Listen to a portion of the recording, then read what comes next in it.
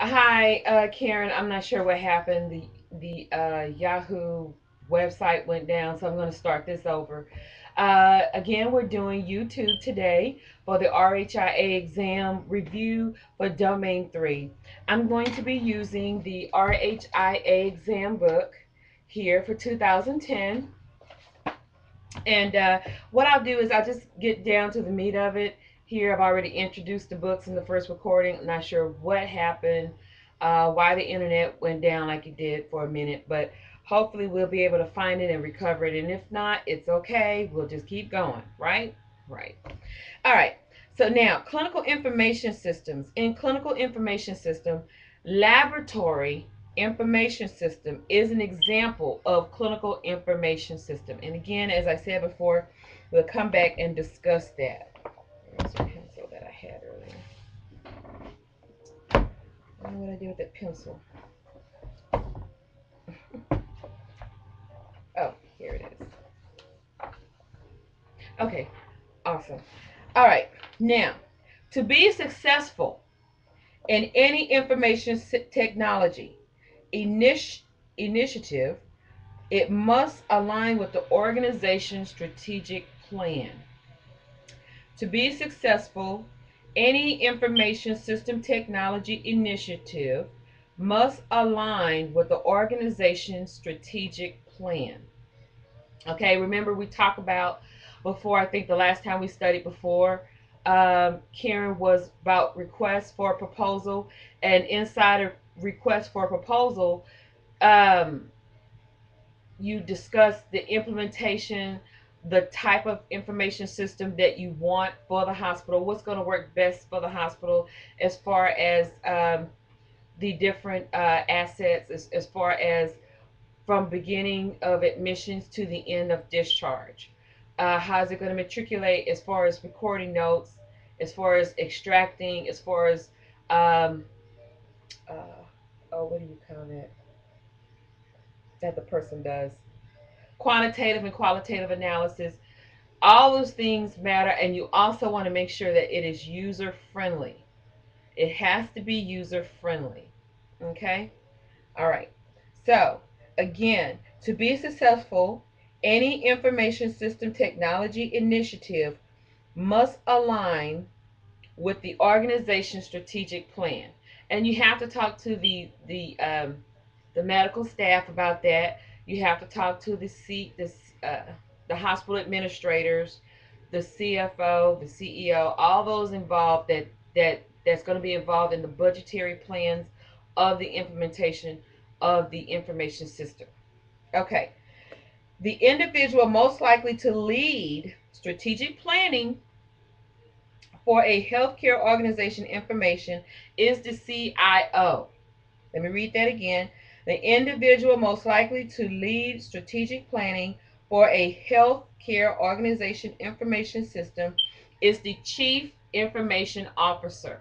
The Chief Information Officer. This is the officer that will deal with security and privacy.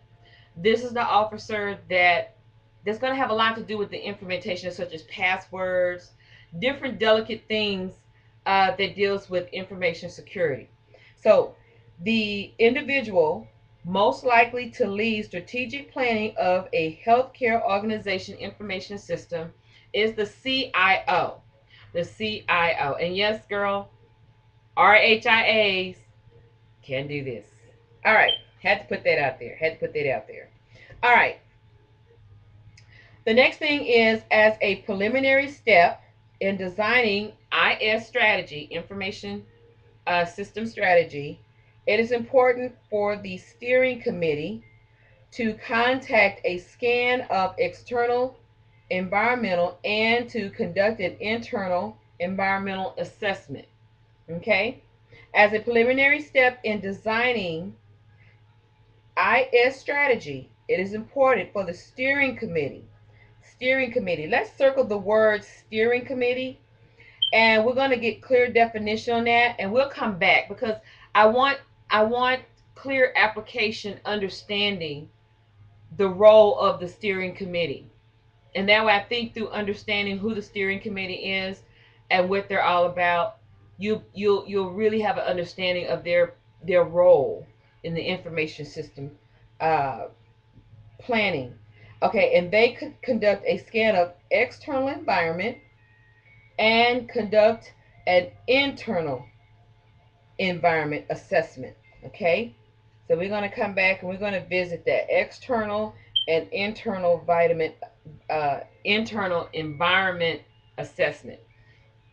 External, internal environment assessment is one of the preliminary things that a steering committee does. Okay, we'll go back over that again. All right. Which of the following is not a characteristic of RFPs? Remember, RFPs, requests for proposal. I can't say it enough, but that's one of the biggest things that HIM is going to have responsibility for in the HIM department. It's not about just coding. It's not about electronic health records. It affects the whole system, again, from beginning to end. Remember when we talked about having the H&Ps within a certain time frame, 23 hours before surgery, and then you have to have the importance of having the operative report done after the procedure has been done, and you have to have that done within a certain time frame, and there has to be a minimum of 1 to 2% delinquency in operative reports being done. It's very vital. So, request for proposals, that has to do with the implementation of the information system, and that deals with budgetary, that deals with testing, that deals with shopping around for the best system for the hospital, which vendor you're going to use, what is the return of investment. Remember, we talked about that the last time, Karen, when we studied together, the return of investment. You know, we talked about that right now in my MBA class, ROIs, return on investments, return on assets, return on different things in the accounting class for the MBA. So you're right on target, and it's going to make it real easy for you once you get into the grad program. Okay, so requests for proposals are extremely useful when one needs to make a decision quickly. Requests for proposals are extremely useful when one needs to make a decision quickly. True or false, Karen? False. Requests for proposals take time. They take a while. When you put in for a request for proposal, you have to consider all the variables. What vendor you're going to, that takes a while to shop for a vendor. That takes maybe about a month, maybe 6 weeks. Make sure you make it. And then you got to get everybody's vote on which one is the best. After you shop around, after you gather each vendor's information, you present it to the governing body, which is at the hospital, which is the medical staff, all those involved, CFO, CIO, all those people. Okay, and then uh, all those different variables. So it takes a while. So the answer for that is not a characteristic is that it extremely useful when one needs to make a quick decision. You cannot make quick decisions on RFPs. Okay, if anybody tells you that at the hospital, they're lying. I just want to make sure you know that. Okay, they're lying. All right, RFPs. Now, here's the truth. Here's the truth about RFPs. RFPs are generally labor intensive to develop. A lot of headache, a lot of email threads going backwards and forwards. Um, they promote objectivity. Everybody has their opinion. They provide a good record of documentation of system requirements and the vendor's ability to respond to the needs. If there's something else they want to add to, take away from, and they're going to ask the governing body or the HIM person or the CIO person may assign someone, they may ask the question, oh, can we add this function? Can we take away this? What about that? What about this? Can it accommodate these other systems that we already have here? Because one system for RFP is going to affect a whole lot of other system softwares that may be already in place or maybe brand new to the function. So you want to make sure that when you do an RFP, excuse me, when you do an RFP, that it complements other systems. It's just not something you're gonna shop around for and it falls in line with everything. It's not. It's got to be complementary as close or as much as possible. All right. The next thing is, and I guess I just love doing RFPs. That's my thing, girl. Okay.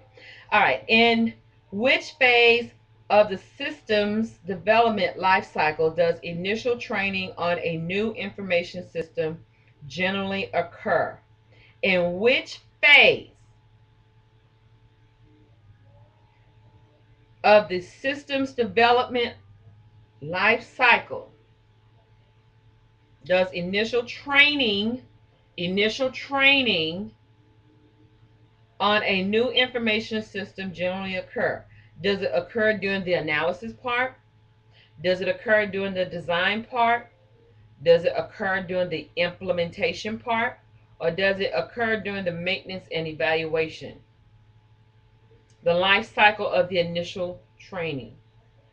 Okay, now again, RFPs, now you've chosen what system software you want to go with, what vendor you want to go with. Now you want to implement, you want to test. So before you can say, oh, this need to work, this need to fix, I think we're gonna go with this. What is the first thing before you make a decision of fixing something after you realize this is something you really, really want to go with? It's implementation. Okay? All right. Identifying user information needs is part of the analysis phase of the system's development life cycle. The analysis. Analysis. People that analyze everything. They got to make sure that it walks like a duck, talks like a duck, quacks like a duck, and functions like a duck. Okay? So, identifying user information needs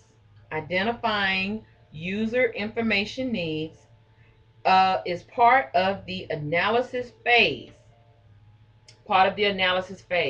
Okay, so let's just say, for example, in medical records, you have where a physician needs to e-sign. Okay, needs to e-sign their signatures after they finish seeing a patient, after they've done their rounds, after they've done their assessment, after they have done the surgery, post-operative reports, things that they have to sign off on different things. Okay, you want to make sure, is it user friendly for physicians? You want to make sure, is it function friendly to what is the word I'm looking for? Um, I can't get the word right now. That it takes information from different departments: laboratory, pharmacy, nurses' notes. You want to make sure that it can function to house all of these things, and that nurses be able to abstract their part of the data to put in their notes. Pharmacy be able to put in what they need. That they've dispensed this much medication. This is requested from Doctor So and So. Laboratory X-ray. They'll be able to say, we ran this test, we did this X-ray. And they want to be able to take all of this abstract information and put it all together. Okay. Alrighty. So the analysis part. The analysis part deals with information needs. What deals with the user's information needs. You have to make sure that the business office can abstract the diagnosis code, the revenue codes, the dates of service before they can tell the patient, okay, you're discharged, blah, blah, blah. We'll send the bill to you. This is how much you owe. The revenue cycle, we've already submitted that to the insurance company. They paid their part, blah, blah, blah. Here's your responsible